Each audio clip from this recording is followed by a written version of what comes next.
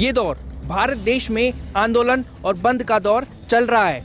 कभी किसान आंदोलन करते हैं तो कभी व्यापारी बंद का आह्वान करते हैं और इस बार बैंक के कर्मचारियों ने 4 दिन के बंद का आह्वान किया है।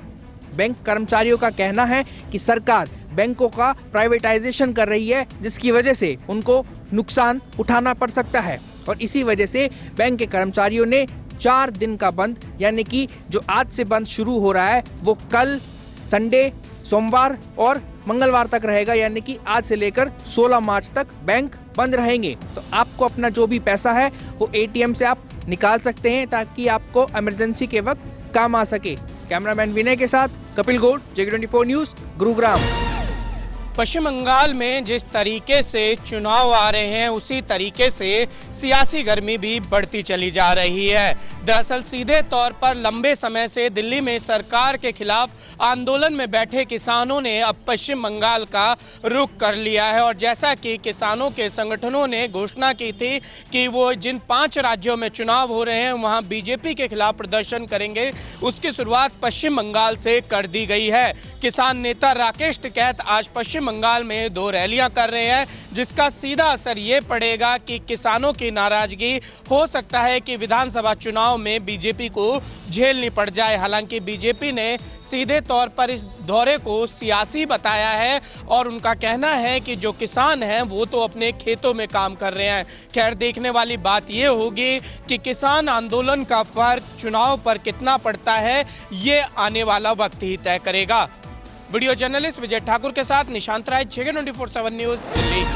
उत्तर प्रदेश के पूर्व मुख्यमंत्री अखिलेश यादव खोई हुई जमीन को बचाने के लिए किसानों के कंधों पर बंदूक रखते हुए लगातार प्रदेश भर का भ्रमण कर रहे हैं। आने वाले विधानसभा चुनाव को देखते हुए जगह जगह जाकर किसान महापंचायत कर रहे हैं और इसी क्रम में आज कासगंज में 12 पत्थर मैदान में उनकी जनसभा संबोधित हुई, जहां पर किसान महापंचायत हुई। किसान महापंचायत में किसानों को संबोधित करते हुए उन्होंने कृषि बिल के खिलाफ कहा और उन्होंने ये बात कही कि किसान बिल जो पूरी तरीके से किसानों के विरोध में है, उन्हें सरकार को वापस लेना चाहिए।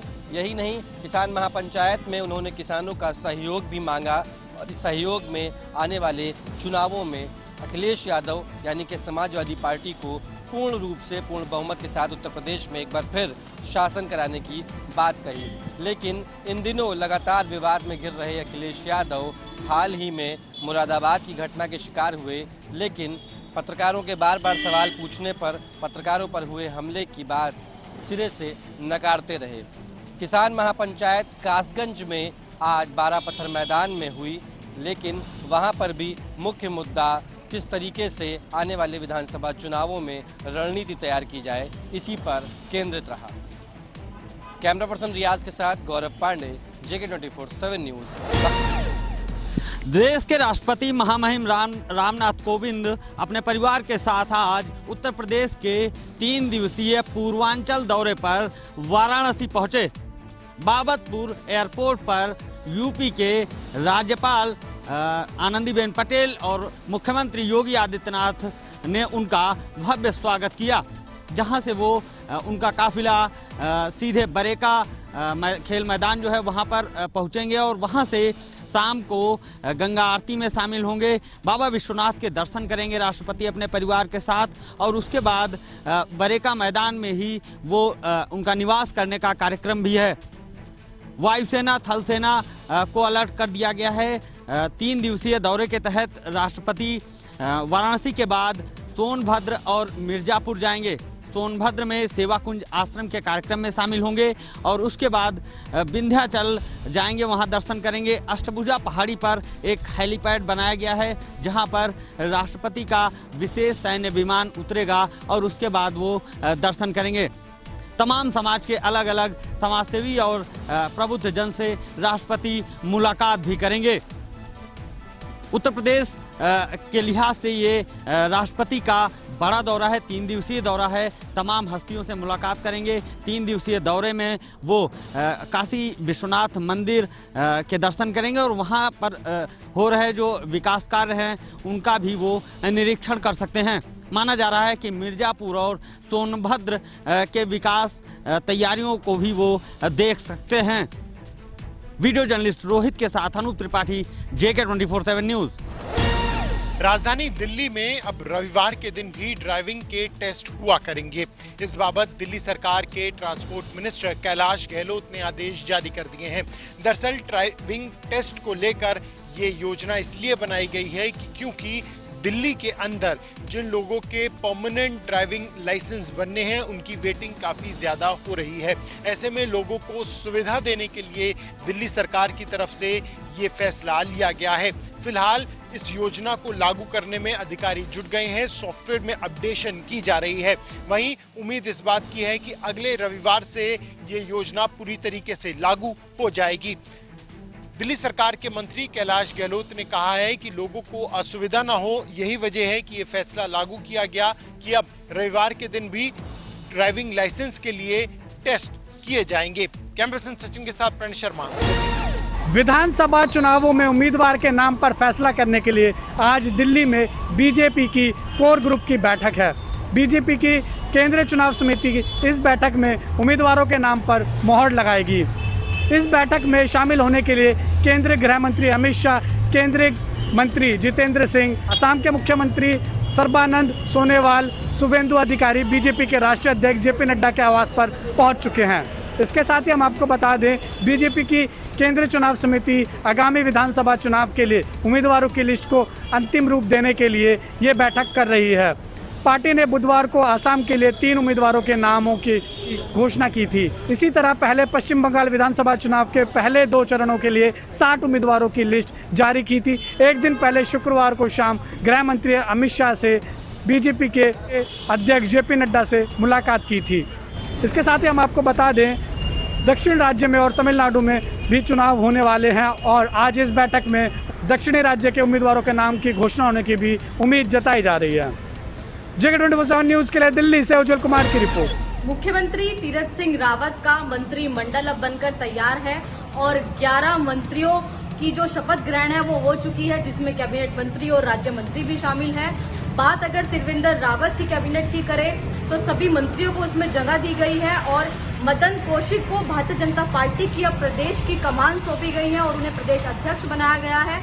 अब देखने वाली बात यह होगी कि किन किन मंत्रियों को कौन कौन सा विभाग दिया जाता है और ये जो मंत्री हैं वो अपने विभाग की जनता को कितना खुश कर पाते हैं और आगामी विधानसभा चुनाव को लेकर इस पूरे फेरबदल का जो फायदा है वो कितना भारतीय जनता पार्टी को मिलता है। कैमरामैन तिलक शर्मा के साथ विशाखा चौधरी, JK 24/7 न्यूज़, देहरादून।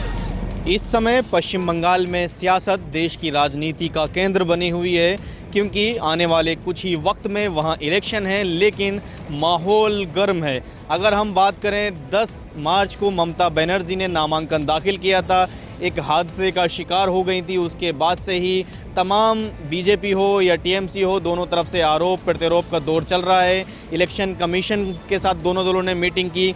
एक तरफ जहां टीएमसी ने कहा कि ममता बनर्जी पर हमला कराया गया है, वहीं बीजेपी ने कहा कि इस मामले की जांच होनी चाहिए, पब्लिक डोमेन में फुटेज आनी चाहिए ताकि लोगों को सच्चाई सामने आ सके। अगर हम बात करें इलेक्शन कमीशन ऑफ इंडिया की, तो रिपोर्ट तलब की थी। पश्चिम बंगाल के मुख्य सचिव ने रिपोर्ट भेजी है, लेकिन उसमें कई खामियां हैं, जिससे इलेक्शन कमीशन ने नाराज़गी जताई है और दोबारा आज शाम 5 बजे तक रिपोर्ट तलब की है। दूसरी तरफ 2 ऑब्जर्वर के तौर पर जिन लोगों को भेजा गया है, उनकी रिपोर्ट भी आज शाम तक आनी है। ऐसे में देखना यह है कि जब मुख्य सचिव और ऑब्जर्वर की रिपोर्ट आएगी तो उसमें क्या कुछ खुलासे होते हैं, क्योंकि जो मुख्य सचिव ने रिपोर्ट भेजी थी उसमें किसी भी तरह से नहीं दर्शाया गया था कि 4 से 5 लोगों ने हमला किया था। हालांकि ये ज़रूर था कि वहाँ भीड़ थी और ये सड़क के किनारे एक पोल भी था, लेकिन उसमें यह नहीं था क्या उस पोल से कार का दरवाज़ा टकराया था, जिसकी वजह से ये हादसा हुआ। Haidar Ali, JK 24/7 news. England के साथ पहले T20 मैच में टीम इंडिया को करारी शिकस्त का सामना करना पड़ा है। दरअसल 8 विकेट से इंग्लैंड ने टीम इंडिया को हार का स्वाद चखाया है। हालांकि टीम इंडिया का अगर जिक्र करें तो टेस्ट सीरीज इससे पहले इंग्लैंड के साथ हुई, जिसमें टीम इंडिया ने टेस्ट सीरीज पूरी तरीके से जीत ली थी और माना जा रहा था जब T20 सीरीज का आगाज होगा तो टीम इंडिया के हौसले पूरी तरीके से बुलंद होंगे और बेहतरीन प्रदर्शन देखने को मिलेगा। लेकिन कल के मुकाबले में टीम इंडिया को हार का सामना करना पड़ा है, 8 विकेट से हार का सामना करना पड़ा। कई अहम कारण रह सकते हैं, क्योंकि अगर देखा जाए टॉस टीम इंडिया ने हारा और इंग्लैंड ने पहले गेंदबाजी का फैसला लिया। टीम इंडिया के बल्लेबाजों का जिक्र करें तो रोहित शर्मा टीम से बाहर थे और ओपनिंग पेयर पूरी तरीके से ध्वस्त हो गया। इनफैक्ट अगर पावर प्ले का जिक्र करें तो उसमें भी टीम इंडिया बेहतर नहीं कर पाई। टीम इंडिया के बल्लेबाज पूरी तरीके से फेल साबित हुए। यही कारण था कि टीम इंडिया को हार का सामना करना पड़ा है। 5 मैचों की इस सीरीज में पहला मुकाबला जीतकर इंग्लैंड अब सीरीज में एक मैच के बढ़त से इस सीरीज में आगे हो गई है। कैमरामैन विजय के साथ मैं अब्दुल नबी हसन, JK 24/7 न्यूज के लिए। जम्मू कश्मीर पुलिस को बड़ी कामयाबी मिली है और कामयाबी मैं आपको बताते चलूं, आज जम्मू के अंदर जो है शोपियां इलाके से 7 OG वर्कर जो है उनको हिरासत में लिया गया है। और लगातार जो है जिस तरह से हमारी जम्मू कश्मीर पुलिस और तमाम ये जॉइंट ऑपरेशन था आर्मी के साथ, वहीं पर शोपियां के अंदर जो है 7 OG वर्कर्स को कल गिरफ्तार किया गया। वहीं पर ये काफी ज्यादा जो सक्रिय रहते थे और तमाम जानकारी आका जो पाकिस्तान में बैठे हुए आका हैं उन तक पहुंचाने की कोशिश करते थे और रैकी करते थे और तमाम दस्तावेज उन तक पहुंचाने की कोशिश करते थे, चाहे वो गाड़ियों की रैकी हो, चाहे वो तमाम किस तरह से कौन सी लोकेशन पर ट्रैक कर कर उनको पहुंचाना होता था। जो पाकिस्तान से मिलिटेंट जो है आतंकवादी जम्मू के अंदर घुसते थे उनको वहां से दूसरी जगह लेकर जाते थे। वहां पर कल हमारी शोपियां पुलिस, जम्मू कश्मीर पुलिस और इंडियन आर्मी ने कल बड़ी सफलता पाते हुए जो है इनको हिरासत में लिया गया है। अब पुलिस जम्मू कश्मीर पुलिस इनसे इन्वेस्टिगेट कर रही है कि क्या कुछ निकलकर साझा आएगा, वो भी तमाम जानकारी आप तक पहुंचाने की कोशिश की जाएगी। मगर अब जम्मू कश्मीर पुलिस जो है इस पर नकेल कसती हुई नजर आ रही है। यह देखने वाला समय होगा कि क्या कुछ निकलकर साझा होगा, वो भी तमाम जानकारी आप तक पहुंचाई जाएगी। तब तक के लिए आप बने रहे JK 24/7 के लिए। कैमरा पर्सन दीपक जी के साथ, धन्यवाद।